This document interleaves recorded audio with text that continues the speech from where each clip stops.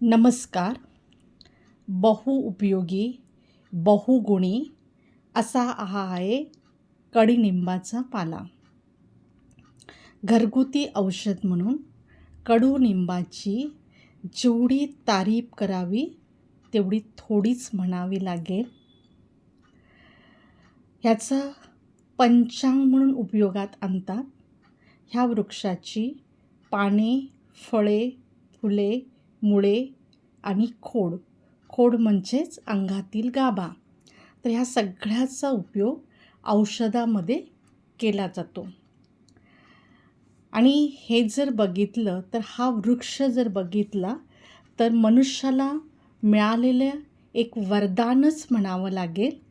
याचे कितीतरी उपयोग औषधामध्ये केले जातात. मी एक 2-3 उपयोग त्याचे सांगते. एक म्हणजे कुठलीही आपल्याला जखम झाली असेल, व्रण झाला असेल, जुन्यातला असेल, बरा होत नसेल तर कडुनिंबाचा पाला वाटून त्याची चटणी करून ती त्या जखमेवर लावावी म्हणजे जखम पूर्ण बरी होते. त्यानंतर ह्याचं तेलही बनवलं जातं आणि तेलही अनेक आजारामध्ये त्या तेलाचा उपयोग केला जातो. आणि मी तुम्हाला असा दुर्मिळ ह्याचं एक औषध सांगणार आहे जे तुम्हाला माहीत असेल किंवा नसेलही.